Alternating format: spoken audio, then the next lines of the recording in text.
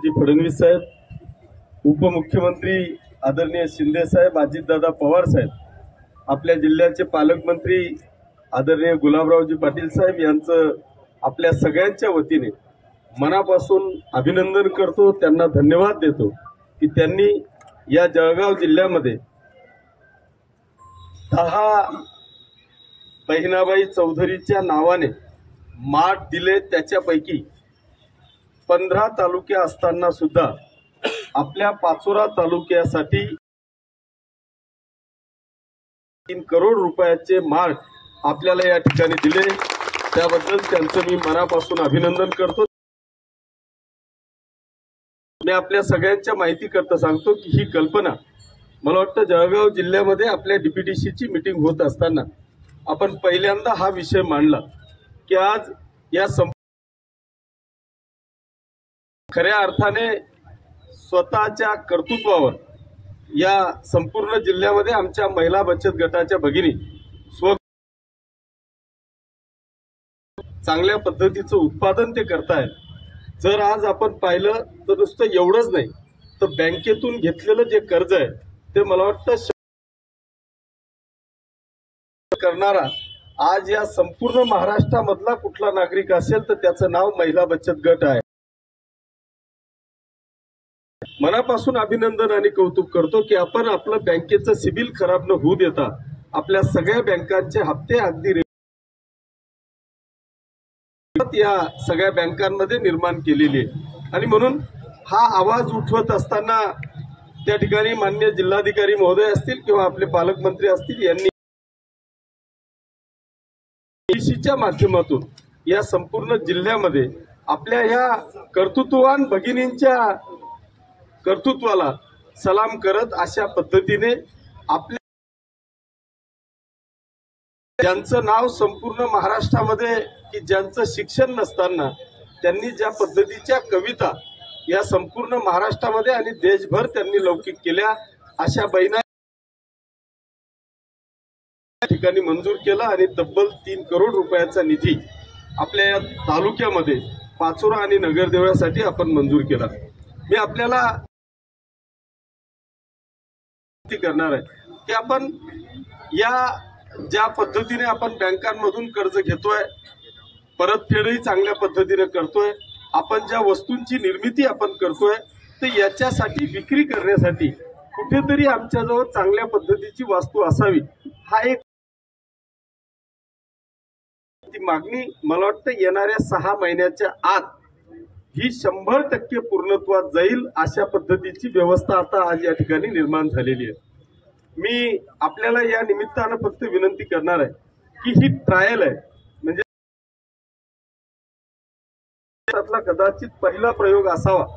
आणि या प्रयोगाच्या माध्यमातून आपण याला सुरुवात केलेली आहे। माझी विनंती अशी असणार आहे की एक नाविन्यपूर्ण आपल्या गावाला या तालुक्याला दिलेली आहे तर या बाजारपेठेच्या माध्यमातून आपल्या वस्तू ज्या आपण तयार करणार आहोत या सगळ्या वस्तू आपल्याला थेटपर्यंत कशा पोहोचवता येतील। मला अपेक्षित एवढं आहे की आपण जर 1.5 करोड रुपयाची असू आणि मला वाटतं जागा इतकी आपण सुंदर निवडलेली आहे की तालुक्यात भरातून येणारा प्रत्येक व्यक्ती हा ह्या एरियामध्ये आल्याशिवाय त्याचा बाजार पूर्ण झाला अशी समाधानी त्याला सुद्धा होत नसेल इतकी चांगली जागा आपण या ठिकाणी निवडलेली आहे। आणि म्हणून 6 महिने आता तुमच्या हातात आहेत। 6 महिन्यामध्ये मी नेमकी काय वस्तू तयार केली की ती बाजारात जाईल किंवा चांगल्या पद्धतीची चालना त्या वस्तूला मिळेल अशा चांगल्या वस्तूंची निर्मिती करण्याकरता आता तुमच्याजवळ वेळ आहे। दुसरा एक प्रश्न माझा या ठिकाणी आहे की आपण हे सगळं करत असताना तुम्हाला भांडवलाची गरज आहे। आपला मागे मला वाटतं आत्ताच एक मेळावा महिला बचत गटाचा झाला आणि त्या गटाला मेळाव्याला कदाचित तुम्ही सगळेजण असाल तर त्याच वेळेस मी सांगितलं होतं की आज आपल्या ह्या तालुक्यामध्ये मला वाटतं 2-5 करोड रुपये घरातल्या महिला बचत गटाची काहीतरी 2-3 करोड रुपयाची आकडेवारी माझ्या समोर आली होती। आता मला एक्झॅक्ट सांगता येणार नाही पण आम्ही या शहरातले जेवढेही महिला बचत गट आहेत याचं कर्ज आमचं 5, 7, 10 करोड रुपयापर्यंत कसं नेता येईल, त्याच्यातून आपल्या ह्या भांडवलातून चांगला व्यवसाय आपल्याला कसा निर्माण करता येईल आणि त्या व्यवसायाला मार्केट जे आपण उपलब्ध करून देतोय या मार्केटमधून आपल्याला पुढे कसं जाता येईल, हा जर का प्रयत्न आपण या ठिकाणी केला तर मला वाटतं एक चांगली चालना आपल्याला या बाजारपेठेच्या माध्यमातून या ठिकाणी मिळणार आहे। मी नेहमी सांगत असतो की आपण ग्रामीण भागातले आहोत, आपण जे घरी करतो किंवा आपण जे उत्पादन या ठिकाणी करतो त्याला व्हॅल्यू ह्या गावात मिळणार नाही, पण इथे जे मिळत नाही ते आपल्याला कसं देता येईल किंवा आपण जे करतो याला बाहेरचं मार्केट करता आपल्याला काय करता येईल याचा जर का अभ्यास प्लॅनिंग आपण जर का केला, माझी तर अशी एक इच्छा साहेब या ठिकाणी आहे की मला वाटतं जर एक 2-4 ग्रुप आमच्या महिला बचत गटाचे केले आणि महाराष्ट्रामध्ये किंवा भारतामध्ये असे काही गावं असतील किंवा असे काही जिल्हे असतील की त्या ठिकाणी एक बचत गटांचं खूप मोठं नाव किंवा त्यांची जी काही मार्केटिंग करण्याची पद्धत आहे, त्यांचं जे प्रोडक्शन करण्याची पद्धत आहे, याच्यासाठी आपल्याला ट्रिपा काही काढता येतील का की एक सगळ्या महिला बचत गटाच्या प्रमुख एक जर का आपण घेतल्या किंवा आपण एक टप्प्याटप्प्याने जर का 2-5 सहली या बचत गटाच्या जर का आपण काढल्या आणि त्या व्यवस्थितरित्या तिथलं काय आहे मार्केटिंग करण्याची पद्धत, यांचं प्रोडक्शन काय आहे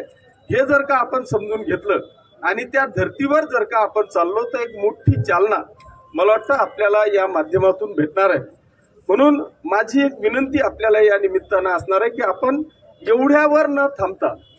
आमच्या शहराला एक वेगळ्या पद्धतीने, जसं आपण आता विकासात्मक दृष्ट्या या शहराला एक वेगळा दर्जा देण्याचा प्रयत्न करतोय, त्याच पद्धतीने आमच्या शहरातल्या किंवा आमच्या तालुक्यातल्या महिला बचत गटांचा दर्जा हा प्रोडक्शन आणि मार्केटिंगच्या संदर्भामध्ये आपल्याला कसा उंचावता येईल जास्तीत जास्त। कारण आज अशी परिस्थिती आहे, आमच्या सगळ्यांची परिस्थिती जर का पाहिली आणि आम्ही बँकांमध्ये गेलो तर आम्हाला बँक उभं करत नाही,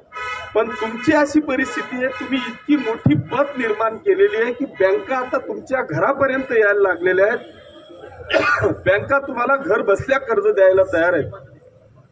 मग याचा बेनिफिट घेऊन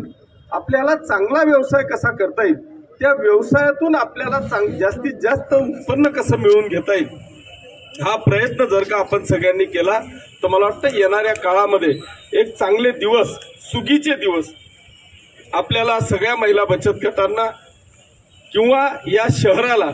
या तालुक्याला एक चांगले दिवस आल्याशिवाय राहणार नाही। तुम्हाला सुद्धा या व्यवसायातून एक चांगली चालना मिळाल्याशिवाय राहणार नाही असं मला